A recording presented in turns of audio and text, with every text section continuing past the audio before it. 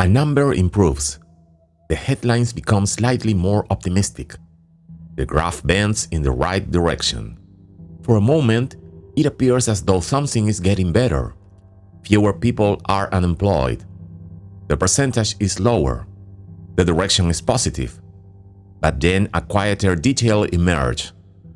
The number did not improve simply because more people found work. Some people simply stopped appearing inside the measurement. They were still not employed, but they were also no longer actively looking.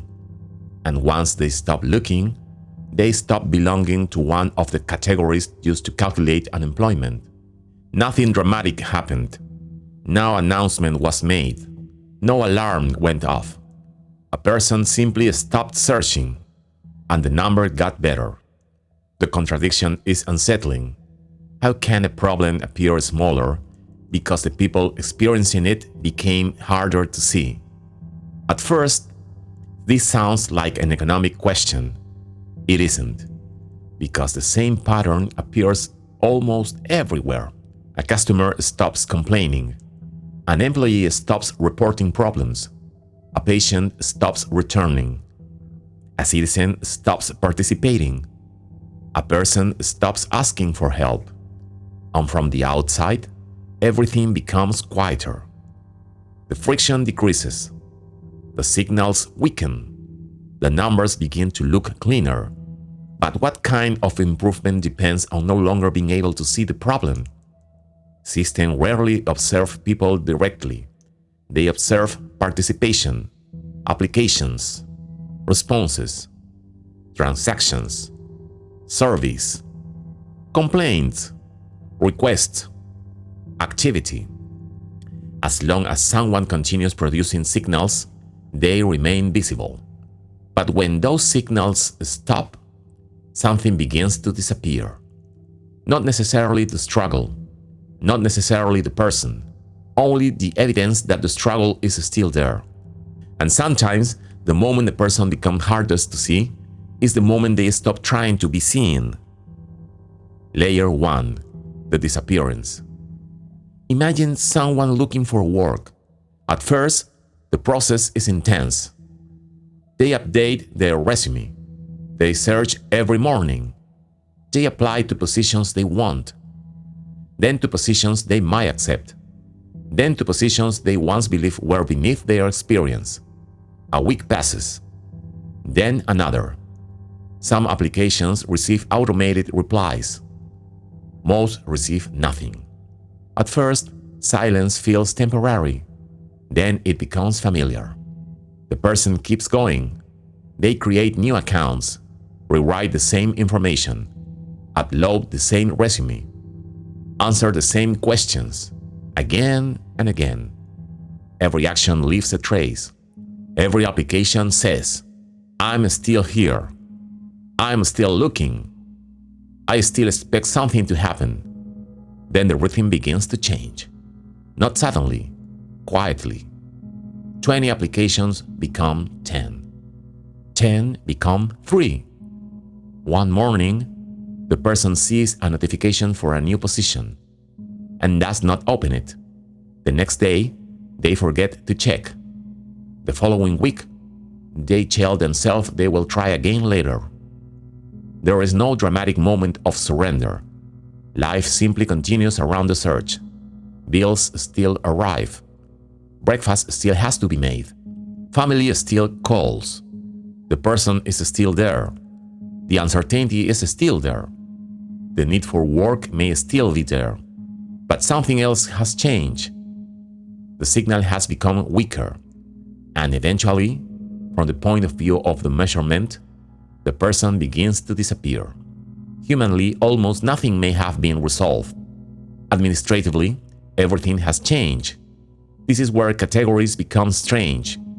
A young graduate who cannot find work, a parent caring for a relative, someone surviving through occasional freelance jobs, someone exhausted after months of rejection, someone who retired earlier than expected, someone who stopped searching because continuing became too difficult. Humanly, These lives have almost nothing in common. Administratively, they can slowly become the same thing, not participating. Not simplification is not necessarily malicious. Large systems require categories. Without categories, nothing can be measured. But every category creates an edge. And real lives do not remain inside clean edges for very long. Someone may work occasionally, search only some months, help in a family business, drive for a platform on weekends, life from savings, care for a parent, wait, recover, adapt. From inside the life, these differences are enormous, from far enough away. They can begin to resemble the same absence. The person has not disappeared. The system simply receives less evidence that they are still there. Layer 2. The signal. This is where the story becomes less about employment and more about how modern systems understand reality. Every large system depends on signals. A hospital learns through appointments. A company learns through complaints and feedback. A university learns through enrollment. A government learns through application forms and surveys. An organization learns through reports. A platform learns through clicks. Participation creates visibility. Every application submitted, every complaint filled, every appointment booked, every form completed becomes evidence. Evidence that a person exists inside a process. Evidence that something requires attention. Evidence that friction is still present. As long as people remain engaged, their experience leaves a trace. But withdrawal produces something very different: silence. And silence is extraordinarily difficult to interpret. Did the problem disappear? Did the person find another solution? Did they lose interest? Did they become tired? Did they adapt? Did they stop believing that continuing would change anything? The same often cannot tell. It only knows that the signal stopped arriving. This is not necessarily dishonesty. It is not always manipulation. It is simply one of the limits of measurement. A system can only observe what continues producing evidence. Everything else gradually moves beyond its field of vision.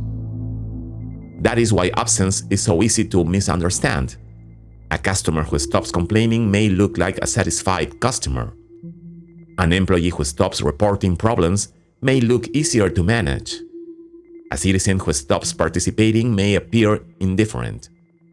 A patient who stops returning may disappear from a waiting list. A person who stops asking for help may appear to need less help. The surface becomes calmer. The number of signals decreases. And because friction is often measured through visible activity, the disappearance of activity can resemble the disappearance of problem. But calm and resolution are not the same thing. Sometimes silence means peace. Sometimes it means acceptance. Sometimes it means the problem was solved.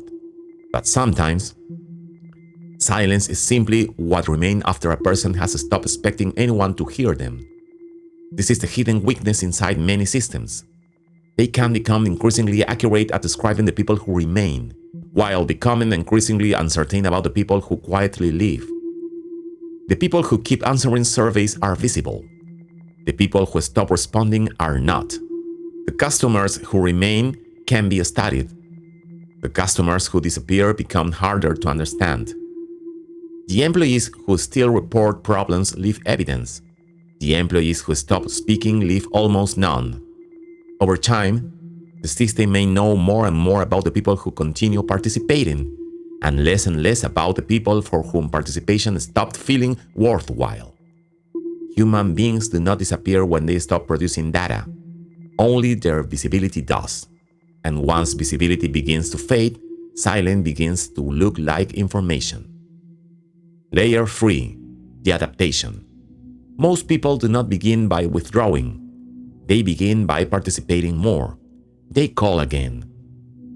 They send another application. They explain their situation and more time, they follow up. They complete another form, then try another route.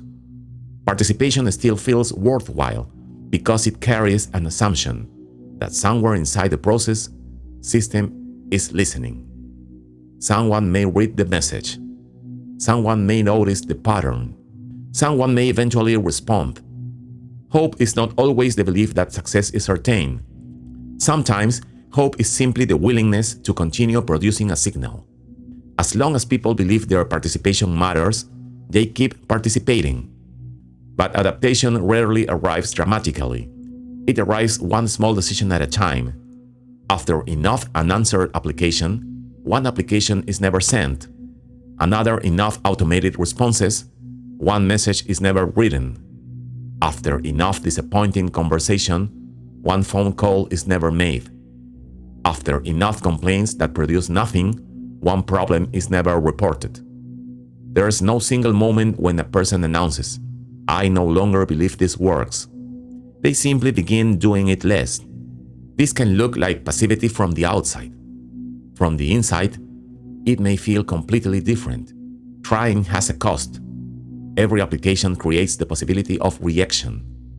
Every complaint requires remembering the problem. Every request for help requires admitting the help is still needed. Every unanswered message asks the person to decide whether to expose themselves to the same disappointment again. Eventually, withdrawal can become a form of self-preservation, not because it solves the problem, because it limits the emotional cost of repeatedly confronting the fact that nothing is changing. This is the part systems struggle to see. A person can stop participating without becoming indifferent. They can stop asking while still needing. They can stop complaining while still being dissatisfied. They can stop searching while still wanting work. The absence of action does not always mean the absence of desire. Sometimes it means the person has learned to protect themselves from the cost of acting. And this creates a strange paradox. The harder the process becomes emotionally, the more likely a person may be to withdraw. The more they withdraw, the less evidence their struggle produces. The less evidence their struggle produces, the less visible the struggle becomes. Nothing about their underlying reality may have improved. Only its visibility changed. There is a point at which a person can still be struggling, still be uncertain, still be waiting, but no longer be producing evidence of any of it. They have not disappeared. They have become statistically silent. That may be one of the quietest psychological transformations of modern life. Not becoming hopeless, not necessarily giving up, becoming uncounted. The life remains, the difficulty remains, but the signal through which institutions once recognized the problem begin to disappear. And then something even stranger happens. The silence does not only hide the individual, it can begin to change what the entire system appears to be. Layer 4. The feedback loop. Consider a company trying to understand its customers. At first, dissatisfied customers complain. They send emails. They contact support. They fill out surveys. From the company's perspective, this looks bad. There are complaints, negative signals, friction, but those signals contain something valuable.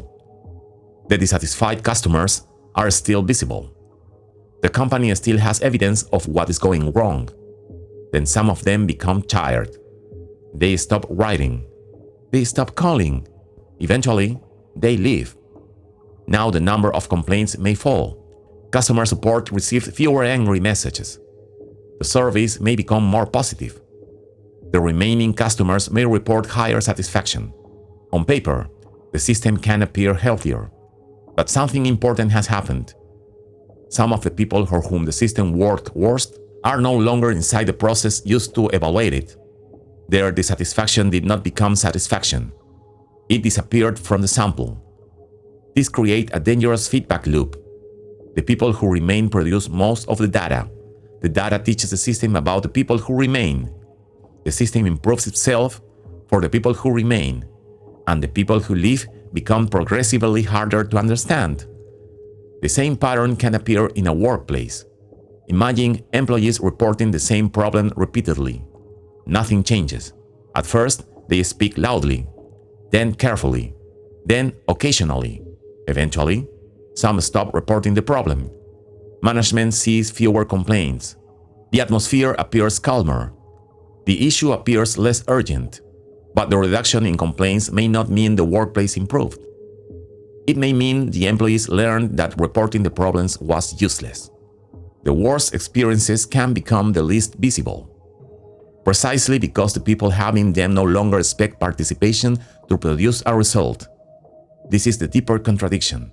Systems often depend on people continuing to participate, even when the system is failing them. The person must keep applying to remain visible as someone searching. The employee must keep reporting the problem to remain visible as someone affected by it. The patient must keep returning. The citizen must keep responding. The customer must keep complaining. The person asking for help must keep asking. The system needs the signal, but producing the signal has a cost, and often, the problem paying the highest emotional cost are the ones most likely to stop producing it. When they do, the data can begin to improve. A number can become more positive, because some of the most negative experiences are no longer represented inside it. The system does not have to lie. The measurement does not have to be fake. The graph can be completely accurate, and still fail to describe the people who disappeared beyond its edge. A system does not need to ignore people intentionally in order to stop seeing them. Sometimes, it only needs to depend on signals that exhausted people eventually stop producing. And once that happens, absence begins to resemble improvement. Layer 5. The recognition. The story was never really about unemployment. That was only the doorway. The deeper story is about visibility, about the strange relationship between human experience and institutional attention. We assume systems understand reality because they continuously measure it.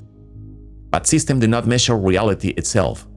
They measure what reality leaves behind: a response, a request, an application, a complaint, a transaction, a signal. As long as someone continues producing evidence, they remain visible. But people do not always stop producing evidence because their problems were solved. Sometimes, they stop because continuing became too expensive. And once you see the pattern, it becomes difficult not to see it elsewhere. A relationship may appear peaceful because one person has stopped arguing. A workplace may appear healthier because employees no longer report what is wrong. An institution may appear more efficient because fewer people continue asking for help. A community may appear more united because those who felt unheard quietly stop participating. From a distance, the surface becomes calmer. But calm and absence have never been the same thing. The absence of visible resistance does not necessarily mean the presence of resolution. Sometimes it means the problem was solved. And sometimes it means one person no longer believes that remaining inside the process will change anything. People protect their energy. They learn where effort is rewarded. They learn where it disappears. And gradually, they stop sending signals into places they have taught them not to expect a response. The tragedy is that the moment they adapt, they become harder to see. The person who keeps asking for help remains visible as someone who needs help. The person who stops asking may disappear. The person who stops searching can move beyond the category. The person who keeps complaining remains evidence of dissatisfaction. The person who quietly lives may no longer appear in the measurement at all. The number that began this episode improved. Some people found work. Some retired. Some changed direction. Some stopped searching. Different lives. Different reasons. Different realities. One silence. And the strange thing about silence is that it leaves almost nothing behind. No form, no complaint, no application, no signal, only absence. Perhaps the people we understand least are not the ones still producing data. They are the ones whose experiences no longer generate a trace, because the moment someone stops trying to be seen may also be the moment they become hardest to measure. A system can become quieter, without becoming healthier. A metric can improve without every human problem being resolved. And sometimes, what disappears first is not the struggle, only the evidence that the struggle is still there.